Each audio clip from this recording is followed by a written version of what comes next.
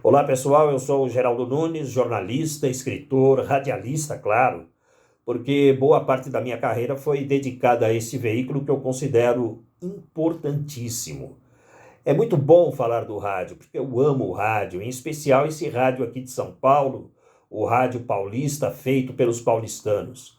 O rádio não morrerá nunca. O rádio supera sempre as dificuldades. Basta observar a quantidade de emissoras online, sintonizadas por aplicativos ou ainda as rádios em podcasts. Quero dizer agora que fiquei muito feliz por ser lembrado para esse depoimento e quero contar, em primeiro lugar, que tive uma infância difícil, sofri paralisia infantil e um dos meus divertimentos, além dos brinquedos, era ouvir rádio. Meu sonho era ser um disc jockey. Pensei em ser como Luiz Aguiar, Walter Silva, Antônio Aguilar. Então um dia eu telefonei para uma emissora de rádio e perguntei: como é que eu faço para trabalhar em rádio? E me disseram que o melhor caminho era ingressar na faculdade de jornalismo. Foi o que eu fiz. Prestei vestibular na Universidade Metodista, passei e já saí procurando emprego. A primeira emissora que me contratou foi a Jovem Pan, na condição de rádio escuta. Um trabalho que eu adorava porque não existe coisa melhor que ouvir rádio. Lá eu conheci inúmeros repórteres e, nesse tempo, o Jornal da Manhã possuía dois comentaristas, o Heródoto Barbeiro e o Wilson Fittipaldi, o Barão. Ele era pai do Emerson Fittipaldi, campeão da Fórmula 1.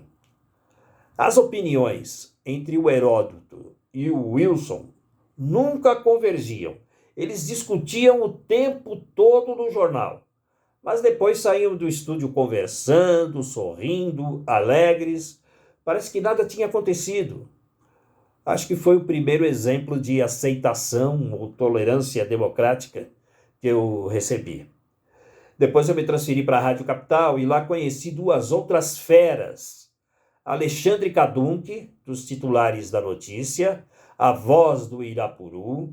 Ele atuava como diretor de jornalismo e toda vez que entrava no ar, antes vinha o canto daquele pássaro da Amazônia, o Irapuru.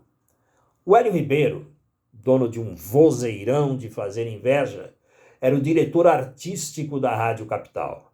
Então, eu aprendi muito com esses dois. Na capital, eu também fui repórter setorista no aeroporto de Congonhas e lá eu descobri o gosto pela aviação.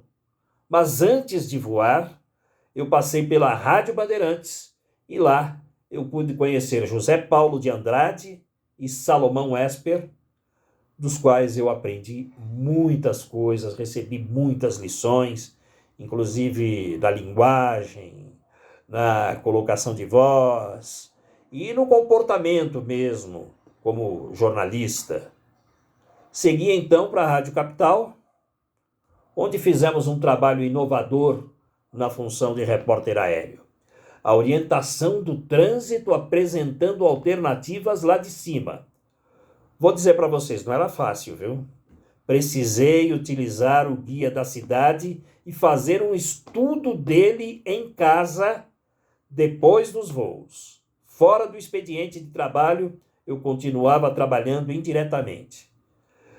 Naquele tempo não havia telefones celulares, muito menos os aplicativos de trânsito, então eu conversava com os ouvintes na primeira pessoa, como eu estou conversando agora com vocês, para mostrar que havia um amigo lá em cima, preocupado com as pessoas aqui embaixo. Olha, eu estou sobrevoando aqui a Avenida 23 de Maio, estou observando que o trânsito está ruim no sentido de quem vai do centro para o aeroporto. Mas vejo uma alternativa bem aqui do lado direito. A Avenida Brigadeiro Luiz Antônio vai bem, assim como a Rua Martiniano de Carvalho. Geraldo Nunes, repórter aéreo Eldorado. Era desse jeito, viu? E chegaram até me chamar de anjo da guarda da cidade. Olha só que coisa bonita. Certa vez, houve uma pane. Meu helicóptero acabou caindo sobre a pista da Marginal do Pinheiros e ocasionou um congestionamento enorme. O repórter que sempre buscava alternativas, naquele dia foi o principal causador do congestionamento. Que vergonha! Escapei ileso, juntamente com o piloto, e nesse dia eu descobri que o anjo da guarda da cidade também tinha um anjo da guarda muito forte. Ainda bem.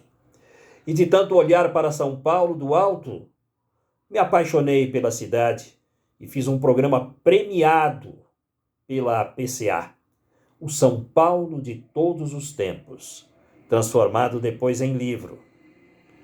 Passei então a escrever e sigo escrevendo sobre as memórias daqueles que viveram e ainda vivem em função do rádio.